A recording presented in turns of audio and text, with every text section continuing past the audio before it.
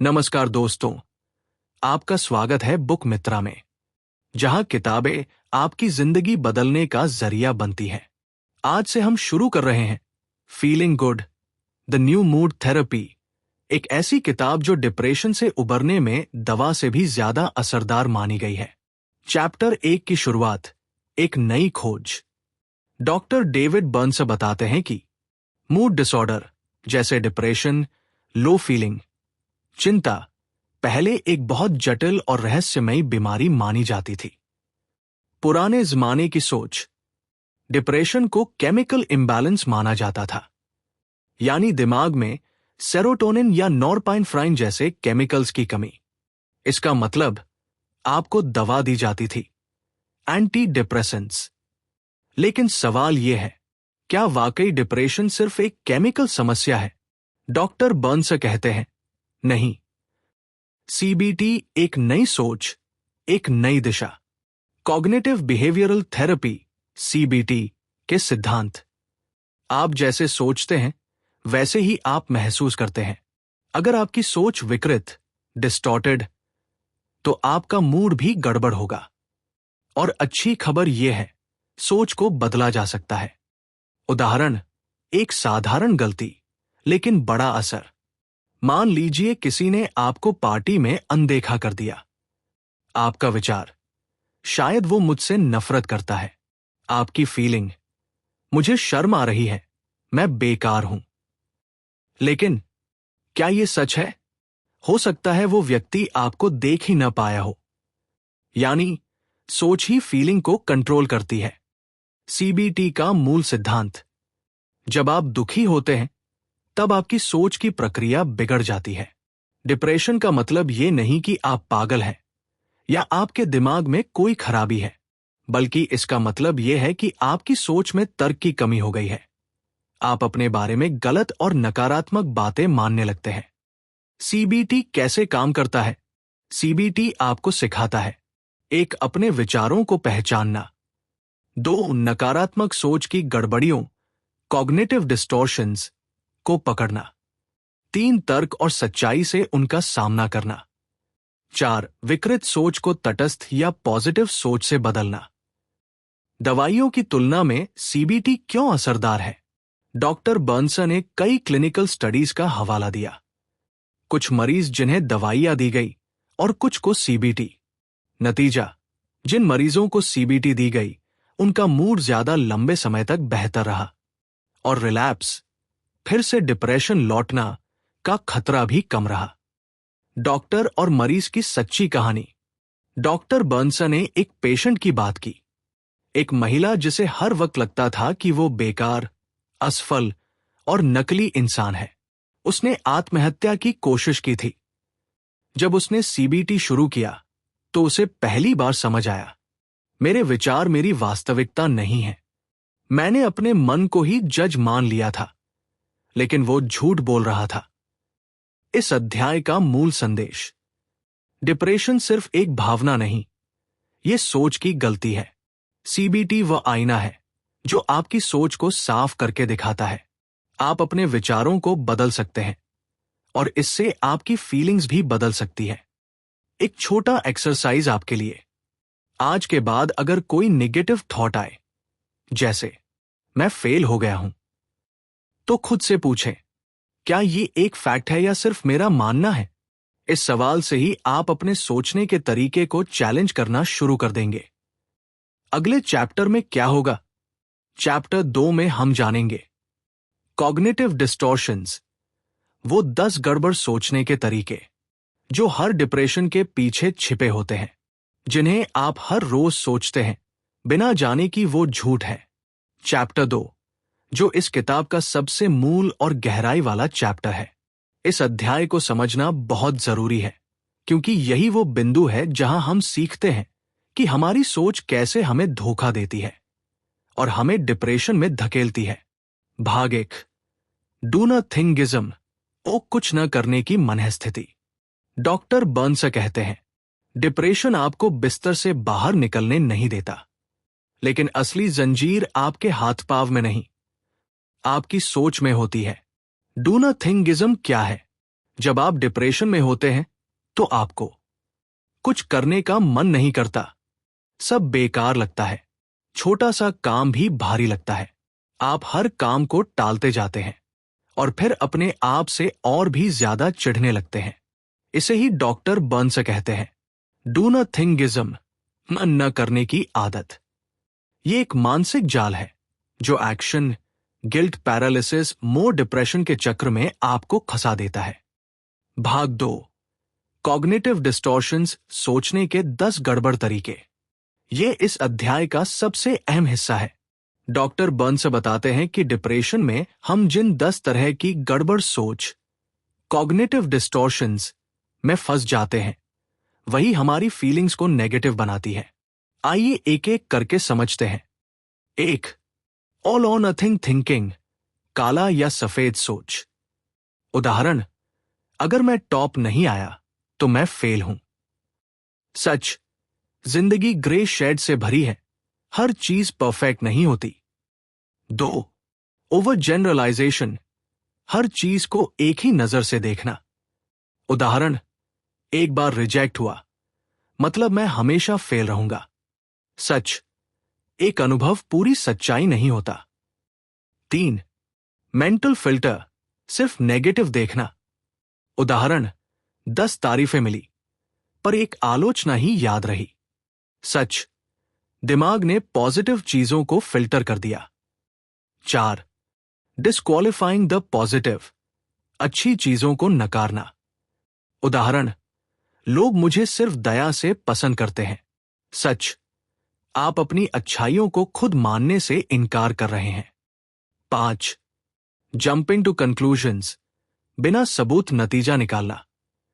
Mind reading, वो मुझसे बात नहीं कर रहा मतलब वो मुझे नापसंद करता है। फॉर्चून टेलिंग, मेरे साथ हमेशा बुरा ही होगा। 6, मैग्निफिकेशन और मिनिमाइजेशन, बातों को बढ़ा-चढ़ाकर या छोटा करके देखना। उदाहरण, मेरी गलती बहुत बड़ी थी, मैं बेकार हूं। या मेरी उपलब्धि तो मामूली सी बात थी। 7, इमोशनल रीजनिंग, फीलिंग को फैक्ट मान लेना। उदाहरण, मैं खुद को बेकार महसूस करता हूं मतलब मैं सच में बेकार हूं। 8, शुड स्टेटमेंट्स, अपने ऊपर जबरदस्ती के नियम थोपना। उदाहरण, मुझे हर समय खुश रहना चाहिए, नहीं तो मैं फेल हूं। इससे शर्म और अपराध बोध पैदा होता है। 9, लेबलिंग एंड मिसलेबलिंग, खुद को नाम दे देना। उदाहरण, मैं एक लूजर हूं, मैं मूर्ख हूं। आप खुद को इंसान नहीं, सिर्फ एक टैग बना देते हैं। 10, पर्सनलाइजेशन, हर चीज का जिम्मा खुद लेना। उदाहरण, बॉस नाराज है, शायद मेरी वजह से। आप खुद को हर नकारात्मक चीज का कारण मानते हैं। भाग 3, अब क्या करें, शुरुआत कहां से करें?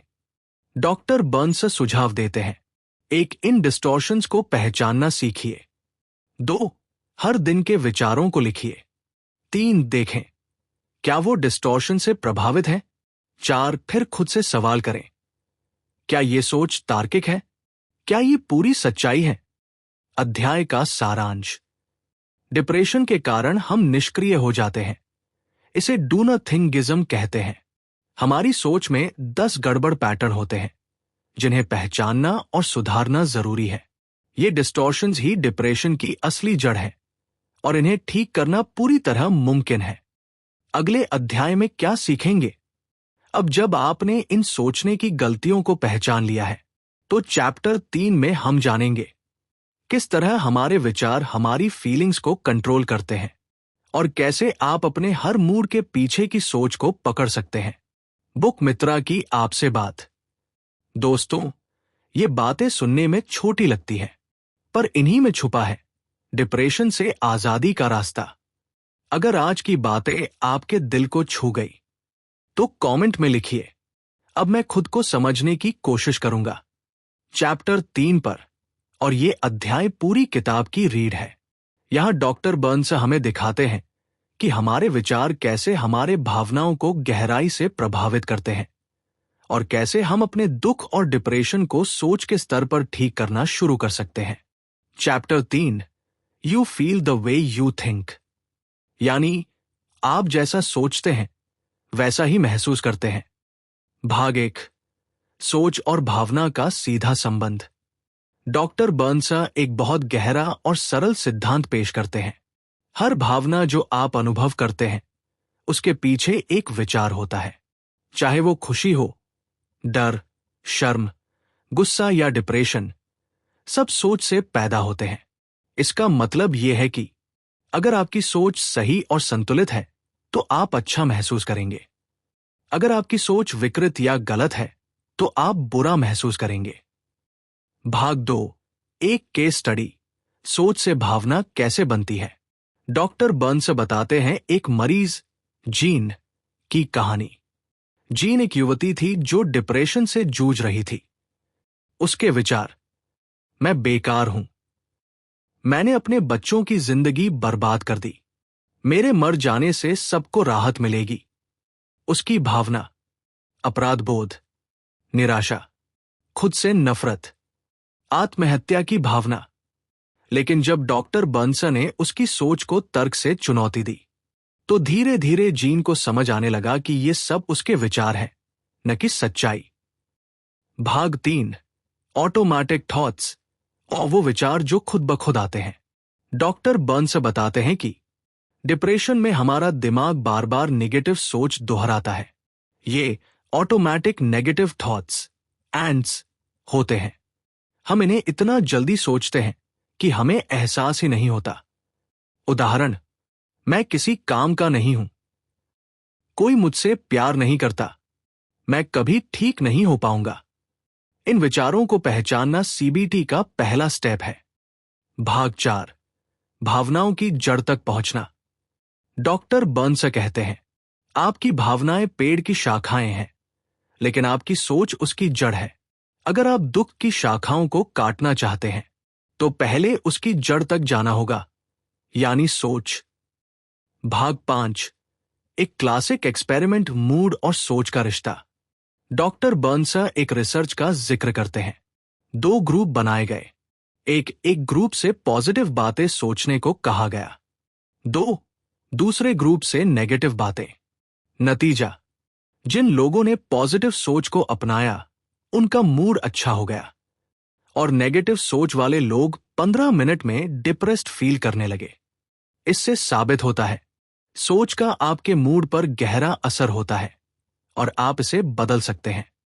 भाग 6, एक अभ्यास आपके लिए, डेली थॉट मॉनिटरिंग।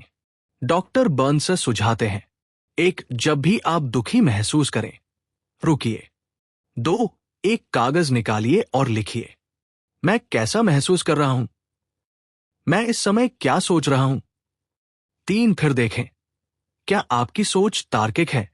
अगर नहीं तो उसे तर्क से चुनौती दें। यह अभ्यास आपको भावनाओं के पीछे की अदृश्य सोच को पकड़ना सिखाएगा। अध्याय का सारांश, हर भावना एक विचार की वजह से आती है। डिप्रेशन में ये विचार डिस्टॉर्टेड होते हैं। इन ऑटोमेटिक नेगेटिव थॉट्स को पहचानना और बदलना सीबीटी का मूल है। सोच को सुधारते ही भावना भी बदलने लगती है। इसका मतलब आपके पास अपनी खुशी की चाबी है। चैप्टर 4 पर, जो सीबीटी, कॉग्निटिव बिहेवियरल थेरेपी का सबसे शक्तिशाली और प्रैक्टिकल टूल सिखाता है। डेली मूड लॉग, जिससे आप अपने मूड और सोच के बीच का गहरा रिश्ता खुद समझ पाएंगे। Chapter 4, a daily mood log, आत्मजांच का पहला कदम। आज हम सीखने जा रहे हैं एक ऐसा टूल जो लाखों लोगों को डिप्रेशन और एंजाइटी से बाहर निकाल चुका है। Daily mood log. उद्देश्य, इस अध्याय का मकसद है अपने मूड, अपनी सोच और अपनी भावनाओं की सच्चाई को जानना और सुधारना। भाग 1, डेली मूड लॉग क्या है? डेली मूड लॉग एक वर्कशीट है जिसे आप तब भरते हैं जब आप दुखी, चिंतित, गुस्से में, शर्मिंदा या अकेले महसूस करते हैं। इस वर्कशीट में आप इन 7 स्टेप्स में खुद की जांच करते हैं। Step by step breakdown. Step 1, परिस्थिति, सिचुएशन। उस समय क्या हो रहा था जब आपने बुरा महसूस किया? उदाहरण, मेरे बॉस ने मेरी प्रेजेंटेशन को खारिज कर दिया। स्टेप 2, भावना, इमोशन। आपने कैसा महसूस किया और कितनी तीव्रता से? 0-100%। उदाहरण, शर्मिंदगी 90%, गुस्सा 70%, डर 60%। स्टेप 3, स्वतः विचार, ऑटोमैटिक थॉट्स। उस समय आपके मन में कौन से विचार चल रहे थे? उदाहरण, मैंने सब कुछ खराब कर दिया, मैं नाकाम इंसान हूं, कोई मुझे गंभीरता से नहीं लेता। स्टेप 4, सोच की गड़बड़ी, कॉग्निटिव डिस्टॉर्शंस। उन विचारों में कौन कौन सी गड़बड़ी है? हमने चैप्टर 2 में सीखा था, जैसे ऑल और nothing thinking, labelling, overgeneralisation, emotional reasoning. Step 5, तर्क के साथ जवाब, रैशनल रिस्पॉन्स। अब तर्क से सोचिए, क्या वो विचार सच में एकदम सही थे? उदाहरण, मेरी एक प्रेजेंटेशन खराब हुई, इसका मतलब ये नहीं कि मैं नाकाम हूं। मेरे कई आइडियाज पहले सराहे गए हैं, मैंने अपना बेस्ट दिया था, मैं सीख रहा हूं। स्टेप 6, नई भावना, न्यू इमोशन। अब उन तर्कपूर्ण जवाबों को सोचकर आप कैसा महसूस कर रहे हैं? उदाहरण, शर्मिंदगी 90%, 30%, गुस्सा 70%, 20%, आत्मविश्वास 0%, 60%। स्टेप 7, परिवर्तन, शिफ्ट। आपने देखा कि सोच बदलते ही भावना भी बदल गई। यही है सीबीटी की असली ताकत। उद्देश्य क्या है? डॉक्टर बर्न्स कहते हैं, जब आप डेली मूड लॉग भरते हैं तो आप पहली बार अपने विचारों को सच की रोशनी में देखना शुरू करते हैं। एक केस स्टडी, स्टीव की कहानी। स्टीव एक कॉलेज छात्र था जो खुद को बेवकूफ समझता था। उसका विश्वास था कि वो कभी कुछ हासिल नहीं कर सकता।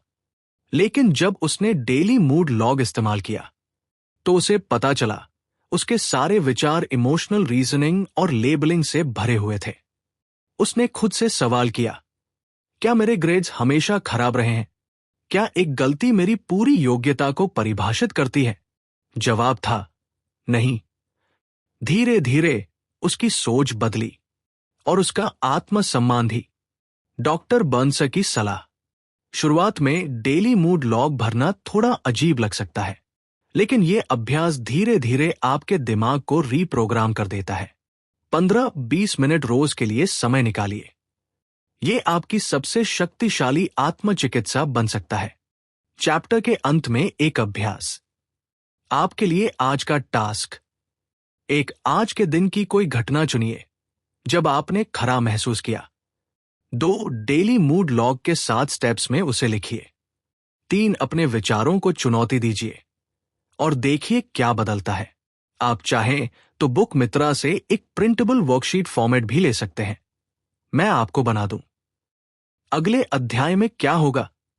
चैप्टर 5 में हम जानेंगे डेली मूड लॉग का एडवांस्ड यूज और यह भी कि कैसे खुद को बार बार नकारने की आदत को रोका जाए और आत्मस्वीकृति को अपनाया जाए। चैप्टर 5 पर जो हमें सिखाता है कि कैसे खुद के ऊपर होने वाले मानसिक अत्याचार को पहचाना और रोका जा सकता है। इस अध्याय का फोकस है आत्म आलोचना, सेल्फ क्रिटिसिज्म को कैसे रोकें और खुद को अपनाना कैसे शुरू करें। Chapter 5, verbal judo, how to talk back to your inner critic. आपका सबसे बड़ा दुश्मन आपके अंदर ही है, लेकिन उसे कैसे जवाब देना है, यही आपकी असली ताकत बन सकती है। भाग 1, इनर क्रिटिक, अंदर का आलोचक कौन है? डॉक्टर बर्न्स कहते हैं, जब भी आप खुद को बेवकूफ, निकम्मा, बेकार या नाकाम कहते हैं तो असल में आप खुद को मानसिक रूप से मार रहे होते हैं। ये शब्द किसी और के नहीं होते, बल्कि आपके अपने दिमाग के होते हैं। इसे ही कहते हैं इनर क्रिटिक, वो आवाज जो हमेशा आपको नीचा दिखाती है। भाग 2, इनर क्रिटिक के कॉमन डायलॉग्स। तू कुछ नहीं कर सकता, क्यों कोशिश कर रहा है, फिर से फेल होगा। देख, बाकी सब कितना अच्छा कर रहे हैं, तू तो सिर्फ एक बोझ है।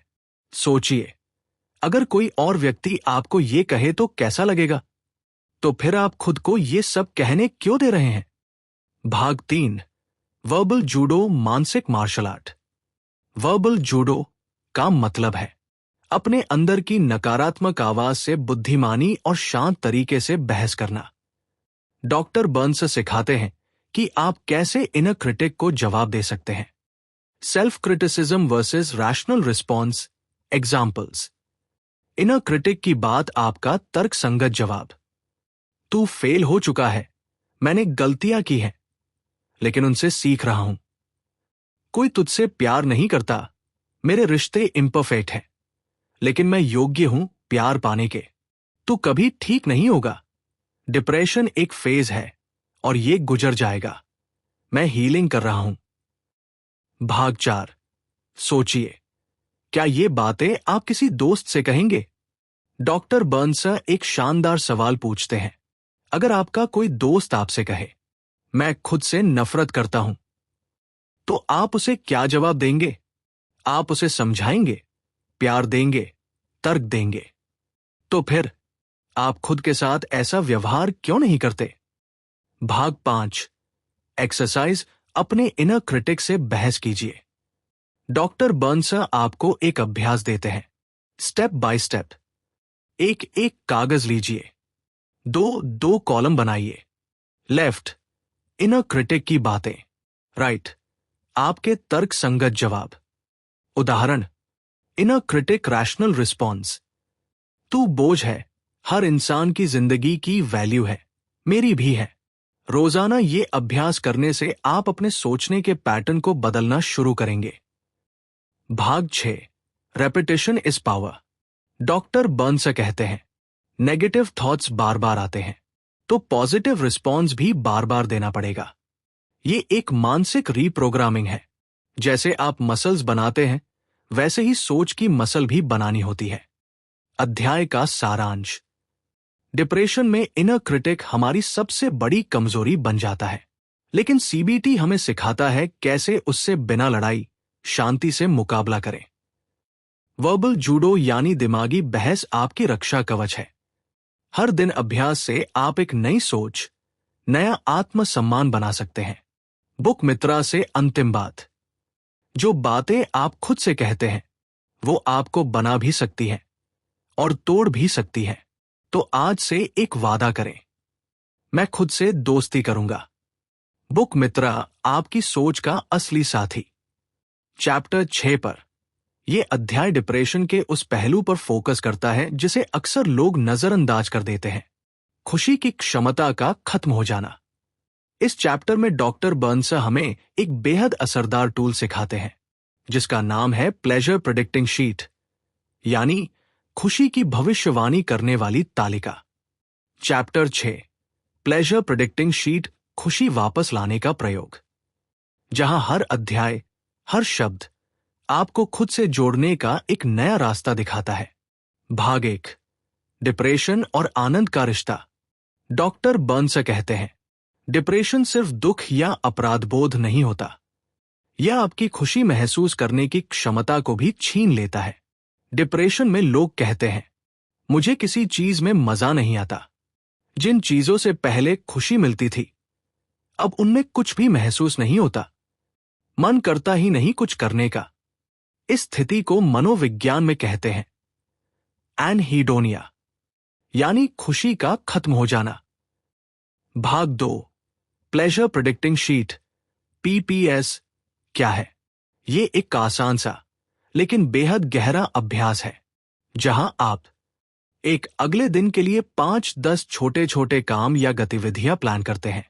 2, हर एक्टिविटी के लिए अनुमान लगाते हैं, मुझे इससे कितनी खुशी मिलने की उम्मीद है। 0-100। 3, फिर अगले दिन आप उसे करते हैं। 4, और वास्तविक खुशी का स्कोर लिखते हैं, असली में कितनी खुशी महसूस हुई। 0-100। उदाहरण, पीपीएस कैसे भरें? गतिविधि अपेक्षित खुशी % असली खुशी %। 1. सुबह की वॉक 50% 75%।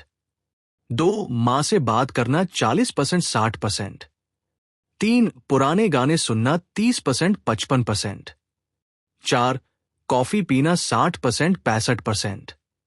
5. फ्रेंड को कॉल करना 45% 70%। भाग 3. इस अभ्यास का उद्देश्य क्या है? डॉक्टर बर्न्स बताते हैं कि पीपीएस से आपको 3 फायदे मिलते हैं। एक, मोटिवेशन वापस आता है। जब आप देखना शुरू करते हैं कि छोटी छोटी चीजें भी आपको अच्छा फील करवा सकती हैं, तो आप फिर से एक्टिव होना चाहते हैं। 2. सोच बदलती है। डिप्रेशन कहता है कुछ भी अच्छा नहीं लगेगा। पीपीएस बताता है शायद लगे, कोशिश तो करो। 3. खुशी की पहचान होती है। आपको यह समझ आने लगता है कि कौन सी एक्टिविटीज आपको वाकई खुशी देती है और कौन सी नहीं। भाग 4. एक केस स्टडी, मार्क की कहानी। मार्क एक डिप्रेस्ड टीनेजर था। वो हर चीज से दूरी बनाकर रखता था। डॉक्टर बर्न्स ने उसे पीपीएस भरने को कहा। मार्क ने शुरुआत में अनिच्छा से छोटे छोटे काम लिखे, बाइक चलाना, आइसक्रीम खाना, बहन से कार्ड गेम खेलना। पर जब उसने किया तो उसके एक्चुअल प्लेजर स्कोर उससे कहीं ज्यादा निकले जितना उसने अनुमान लगाया था। धीरे धीरे वो फिर से एक्टिव होने लगा और उसका मूड बेहतर होने लगा। भाग 5. इनर वॉइस से बहस। डिप्रेशन की आवाज कहती है कुछ करने का क्या फायदा, अच्छा तो लगेगा नहीं। पीपीएस का जवाब, तू सिर्फ सोच रहा है, पर जब मैंने किया तो अच्छा लगा। शायद तुझे झूठा कहना पड़े। डिप्रेशन।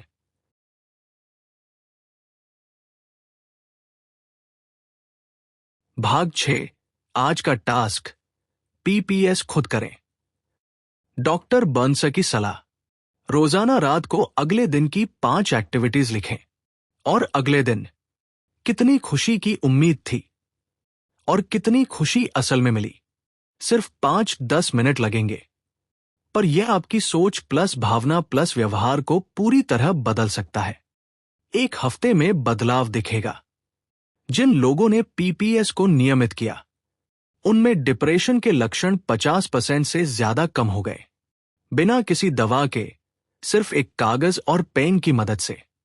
अध्याय का सारांश, डिप्रेशन में लग सकता है कि कुछ अच्छा नहीं लगेगा, पर यह विचार का धोखा है।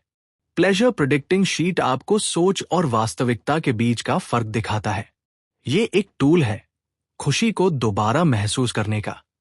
Chapter 7, breaking the cycle of negative moods. इस अध्याय में डॉक्टर बर्न्स हमें सिखाते हैं कि डिप्रेशन या एंजाइटी एक भावनात्मक चक्र बन जाता है, और अगर आप उस चक्र को तोड़ना नहीं जानते तो आप उसमें बार बार फंसते रहेंगे।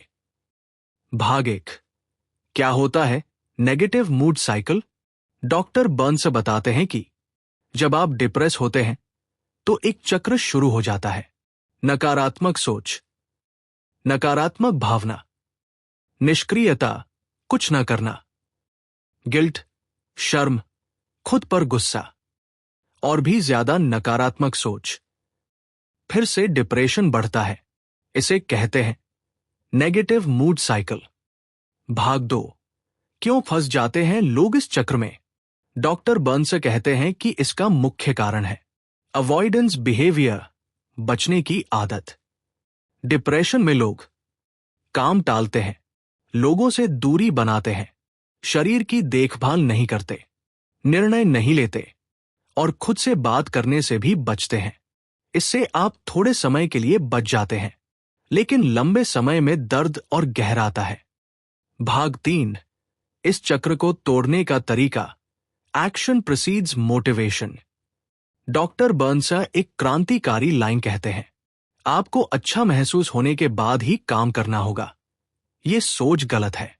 पहले काम कीजिए, फिर अच्छा महसूस आएगा। यानी एक्शन पहले आता है, मोटिवेशन बाद में। भाग 4.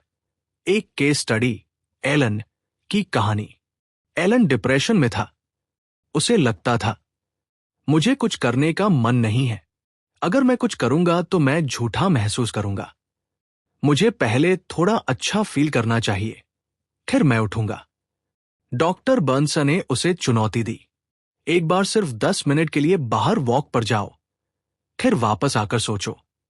वो गया और वापस आकर बोला, मैं थोड़ा बेहतर महसूस कर रहा हूं। बस यहीं से बदलाव शुरू हुआ। भाग 5, बिहेवियरल एक्टिवेशन डिप्रेशन के खिलाफ रणनीति। स्टेप बाय स्टेप अभ्यास। एक एक छोटा सा काम चुनिए जो आप आज कर सकते हैं, जैसे बिस्तर ठीक करना, नहाना, किसी को कॉल करना। 2 अपेक्षित खुशी और आत्मसंतोष स्कोर लिखिए, 0-100। 3 काम कीजिए बिना मोटिवेशन की प्रतीक्षा किए। 4 असली में मिला स्कोर लिखिए। 5 रोज ये दोहराइए। ये माइक्रो एक्शन आपको धीरे धीरे इस चक्र से बाहर निकालने लगता है। भाग 6, सोचने के कुछ सवाल। इनर क्रिटिक को जवाब देने के लिए। जब आप कुछ करने से बच रहे हो तो खुद से पूछिए, क्या मैं वाकई जानता हूं कि यह बुरा अनुभव होगा? क्या मैंने पहले कभी ऐसा किया है और बेहतर महसूस किया? क्या यह सोच मेरी मदद कर रही है या नुकसान? अगर मैं किसी दोस्त से यही कहता तो वो क्या कहता? ये सवाल आपको सोचने के जाल से बाहर निकालते हैं। भाग 7, शरीर की भूमिका। डॉक्टर बर्न्स बताते हैं, व्यायाम, नींद, खाना और धूप, ये सब मूड में बड़ा बदलाव लाते हैं। दिन में सिर्फ 20 मिनट की वॉक भी दवा जितना असरदार हो सकता है। अध्याय का सारांश। डिप्रेशन एक चक्र है जिसमें विचार, भावना और व्यवहार सब जुड़े हैं। इससे बाहर निकलने के लिए आपको इंतजार नहीं करना। आपको पहले एक्शन लेना है, फिर भावना बदलेगी। छोटे छोटे काम ही बड़ी मानसिक राहत के दरवाजे खोलते हैं। आपका मन कहेगा, रुको, राह देखो, अभी नहीं। लेकिन आप कहिए, बस 10 मिनट, सिर्फ आज। मैं कोशिश करूंगा। चैप्टर 8 पर यह अध्याय हमें दिखाता है कि कॉग्निटिव डिस्टॉर्शंस, सोच की गड़बड़ियां, केवल हमारी भावनाओं को ही नहीं बल्कि हमारे रिश्तों, फैसलों और आत्मसम्मान को भी बुरी तरह प्रभावित करती है। यह चैप्टर एक तरह से अब तक सीखी गई बातों का व्यवहारिक विस्तार है। Chapter 8, changing your thinking, changing your life, बल्कि आपके अंदर की शांति और शक्ति को जगाने का माध्यम है। भाग 1, सोच सिर्फ मूड नहीं बनाती, पूरी जिंदगी को आकार देती है। डॉक्टर बर्न्स कहते हैं, आपका आत्मसम्मान, आपके निर्णय लेने की क्षमता, आपके रिश्तों की गुणवत्ता, सब इस पर निर्भर है कि आप अपने बारे में क्या सोचते हैं। भाग 2, जब सोच विकृत हो तो रिश्ते कैसे प्रभावित होते हैं। एक माइंड रीडिंग, दूसरों की सोच का अनुमान लगाना। वो मुझसे बात नहीं कर रहा, मतलब वो मुझे नापसंद करता है। इससे रिश्तों में गलतफहमी बढ़ती है। 2 लेबलिंग, नाम दे देना। वो हमेशा ऐसा ही करता है, मतलब वो स्वार्थी है। इससे हम लोगों को जड़ बना देते हैं, बदलाव की कोई जगह नहीं छोड़ते। 3 शुड स्टेटमेंट्स, उम्मीदों की तलवार। उसे मुझे समझना चाहिए था, मुझे हमेशा शांत रहना चाहिए। इन शुड्स से गुस्सा, अपराध बोध और निराशा जन्म लेते हैं। भाग 3, आत्मसम्मान और सोच की गहराई। डॉक्टर बर्न्स कहते हैं, लो सेल्फ एस्टीम कोई बीमारी नहीं है, ये गलत सोच का नतीजा है। जब आप खुद को बार बार नीचा बताते हैं, जैसे मैं बेवकूफ हूं, मैं लायक नहीं हूं, तो आप अपने आत्ममूल्य को निरंतर नीचे धकेलते हैं। भाग 4, सेल्फ एस्टीम इक्वेशन बदलिए। डॉक्टर बर्न्स एक साधारण लेकिन शक्तिशाली फॉर्मूला देते हैं। गलत फॉर्मूला, आत्मसम्मान परफॉर्मेंस प्लस दूसरों की राय। सही फॉर्मूला, आत्मसम्मान आपकी सोच और व्यवहार का सम्मान। यानी मैं गलती कर सकता हूं, पर मैं फिर भी एक इंसान हूं और कीमती हूं। भाग 5, एक केस स्टडी, लोरी की कहानी। लोरी एक वकील थी जो खुद को अंदर से खाली और असफल मानती थी। हर बार जब उसे फीडबैक मिलता, वो सोचती, मैं कभी भी अच्छी नहीं बन पाऊंगी। डॉक्टर बर्नसन ने उसे 10 कॉग्निटिव डिस्टॉर्शंस पहचानने को कहा और हर दिन एक को चुनौती देने को कहा। सिर्फ 2 हफ्तों में ही उसका आत्मसम्मान, प्रोफेशनल परफॉर्मेंस और सामाजिक जुड़ाव 3 गुना बेहतर हो गया। भाग 6। आज का अभ्यास, my thoughts versus reality table. नकारात्मक विचार डिस्टॉर्शन, तर्क संगत जवाब। मैं कुछ भी ठीक से नहीं करता, ओवर जनरलाइजेशन। कई चीजें मैं ठीक करता हूं, यह बस एक गलती थी। कोई मुझसे प्यार नहीं करता, इमोशनल रीजनिंग। मैं ऐसा महसूस कर रहा हूं, लेकिन यह फैक्ट नहीं है। यह अभ्यास रोज करें, आपकी सोच बदलने लगेगी। भाग 7। सोच बदलती है, व्यवहार बदलता है, जिंदगी बदलती है। डॉक्टर बर्न्स कहते हैं, आपको दुनिया बदलने की जरूरत नहीं, सोच का फ्रेम बदल दीजिए, वही आपकी दुनिया है। अध्याय का सारांश, आपकी सोच आपकी भावनाओं से लेकर व्यवहार और रिश्तों तक को प्रभावित करती है। कॉग्निटिव डिस्टॉर्शंस को पहचानना और बदलना जिंदगी का रूप बदल सकता है। आत्मसम्मान बाहरी सफलता से नहीं, भीतर की समझ से आता है। जब सोच बदलती है, आपका पूरा जीवन बदलने लगता है। अगले अध्याय में क्या होगा?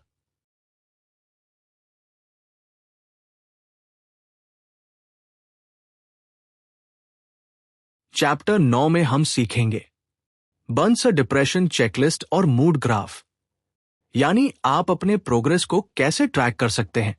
यह एक वैज्ञानिक तरीका है यह जानने का कि आप कितना बेहतर हो रहे हैं। दोस्तों, आज एक वादा करें, मैं अब सोच की जांच किए बिना उस पर यकीन नहीं करूंगा। आपका मन बहुत कुछ कहेगा, लेकिन जवाब देना अब आपने सीख लिया है। तो दोस्तों, आज आपने सुना सोच और भावना का वो रहस्य जो शायद आपको किसी ने आज तक नहीं बताया था। हमने सीखा कि डिप्रेशन सिर्फ एक भावना नहीं, बल्कि हमारी सोच की चालाकी है। हमने जाना सोच मूड को कैसे बिगाड़ती है, इनर क्रिटिक से कैसे बहस करें, खुशी फिर से कैसे महसूस करें, और कैसे छोटे छोटे एक्शन हमें फिर से जिंदा कर सकते हैं। लेकिन दोस्तों, कहानी यही खत्म नहीं होती। तो दोस्तों, आज आपने सुना सोच और भावना का वो रहस्य जो शायद आपको किसी ने आज तक नहीं बताया था। हमने सीखा कि डिप्रेशन सिर्फ एक भावना नहीं, बल्कि हमारी सोच की चालाकी है। हमने जाना सोच मूड को कैसे बिगाड़ती है, इनर क्रिटिक से कैसे बहस करें, खुशी फिर से कैसे महसूस करें, और कैसे छोटे छोटे एक्शन हमें फिर से जिंदा कर सकते हैं। लेकिन दोस्तों, कहानी यही खत्म नहीं होती। पार्ट 2 में क्या खास होगा? एक झलक, फीलिंग गुड पार्ट 2 में आप जानेंगे। चैप्टर 9, बर्न्स डिप्रेशन चेकलिस्ट, खुद का मानसिक हाल ट्रैक कीजिए। चैप्टर 10, कॉग्निटिव डिस्टॉर्शंस का डीप एनालिसिस, ताकि कोई भी सोच आपको धोखा न दे पाए। चैप्टर 11-12, गिल्ट और शर्म से छुटकारा, जो आपको अंदर ही अंदर तोड़ते हैं। चैप्टर 13, क्रिटिसिज्म से कैसे निपटे जब लोग आपकी आलोचना करते हैं। चैप्टर 14-15, परफेक्शनिज्म और अप्रूवल एडिक्शन, हर बार परफेक्ट दिखने की जरूरत क्यों महसूस होती है। चैप्टर 16-17, प्रोक्रेस्टिनेशन और गुस्सा, जब हम टालते हैं या फट पड़ते हैं। चैप्टर 18-20, सेल्फ एस्टीम का सच और खुद से प्यार करना कैसे सीखें। Chapter 21-28, relapse prevention, medication versus therapy, real life examples और बहुत कुछ। तो अगर आपको पार्ट 1 ने राहत दी, तो पार्ट 2 जिंदगी बदलने वाली होगी। अगला भाग सुनने के लिए चैनल सब्सक्राइब जरूर करें और इस वीडियो को किसी ऐसे इंसान से शेयर करें जो खुद से लड़ रहा है पर दिखा नहीं रहा। बुक मित्रा, और जहां हर किताब एक नई शुरुआत होती है। पार्ट 2 में मिलते हैं। तब तक के लिए खुद से प्यार करते रहिए।